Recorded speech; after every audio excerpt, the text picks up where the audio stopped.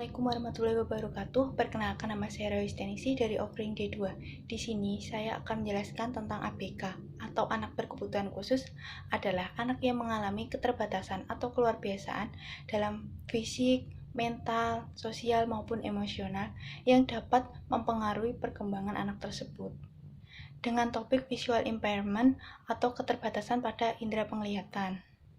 Dari sudut pandang pendidikan, anak tunanetra dapat diartikan sebagai seorang yang mengalami kehilangan fungsi penglihatan atau visual impairment yang dapat mengganggu atau hambatan dalam belajar. Selanjutnya, saya akan menjelaskan tentang dampak fungsi penglihatan terhadap perkembangan. Kehilangan fungsi penglihatan atau tunanetra yang dialami oleh anak akan berdampak atau mempengaruhi dalam perkembangan anak itu sendiri. Karena penglihatan dapat dipandang sebagai explorer bagi seorang anak untuk melihat dirinya dan juga lingkungannya. Yang kedua, ada dampak perkembangan kognitif yang dibagi menjadi 3. Yang pertama, lingkup dan variasi pengalaman visual yang secara langsung sangatlah terbatas. Yang kedua, kemampuan untuk berjalan tereduksi, sehingga akan mempengaruhi kesempatan memperoleh pengalaman kontak sosial. Yang ketiga, anak tunanetra tidak sebaik anak normal dalam mengontrol lingkungan dan dirinya sendiri, karena dia tidak memiliki persepsi ruang di luar yang dia tempati. Selanjutnya, terkait dengan perkembangan kognitif, anak visual impairment kehilangan sensori dan persepsi penglihatan, sehingga semua informasi visual tidak dapat diperoleh.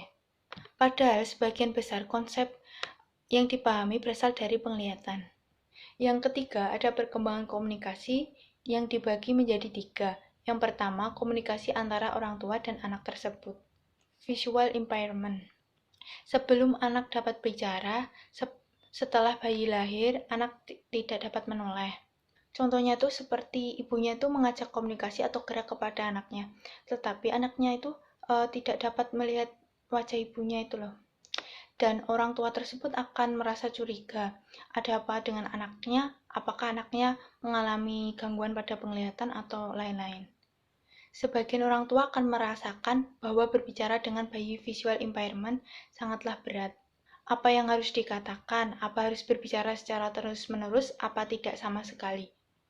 Kalau menurut saya pribadi, orang tua itu harus mengajak komunikasi anaknya secara terus-menerus. Karena yang terganggu itu penglihatannya, bukan bicaranya dan pendengarannya. Dengan cara seperti itu agar supaya anak tersebut itu mengalami perkembangan yang baik. Yang kedua, ada perkembangan bahasa.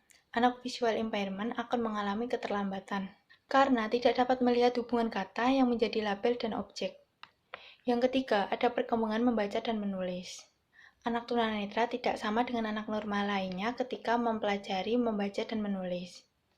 Pertama, mereka akan mengenali huruf dan kata dalam tulisan Braille ketika pertama kali masuk sekolah. Yang keempat, ada perkembangan sosial dan emosional. Anak yang tunanetra atau visual impairment akan mengalami kesulitan karena interaksi pada umumnya melalui ekspresi wajah. Dengan melihat wajah seperti senyuman, kedipan mata, dan lain-lain, dari tanda-tanda yang seperti itu, kita akan mengukur perhatian dari orang lain. Dan melalui ekspresi wajah, kita dapat melihat apa yang sedang dialami orang lain. Contohnya itu seperti kita bisa membedakan mana ekspresi orang yang lagi sedih dan mana ekspresi orang yang sedang bahagia. Perkembangan sosial dan emosional dibagi menjadi 3. Yang pertama, interaksi antara bayi tunanetra dengan orang tuanya. Orang tua akan merasa kesulitan karena tidak dapat melakukan kontak mata dengan anaknya. Yang kedua, interaksi dengan orang lain atau dengan temannya. Anak tunanetra tersebut kemungkinan kurang dapat bermain dengan teman sebayanya. Yang ketiga, perasaan anak tunanetra. Perasaan bahwa dirinya berbeda dengan orang lain akan timbul pada saat umur kira-kira 4-6 tahun. Ketika anak lain dapat melakukan tindakan dan sementara dirinya itu tidak dapat melakukan hal tersebut. Anak tunanetra tersebut juga butuh diajarkan keterampilan. Yang pertama keterampilan sensoris, yang kedua keterampilan gerak, yang ketiga keterampilan komunikasi, yang keempat keterampilan belajar dan dalam mengatur. Sekian penjelasan dari saya tentang visual impairment. Wassalamualaikum warahmatullahi wabarakatuh.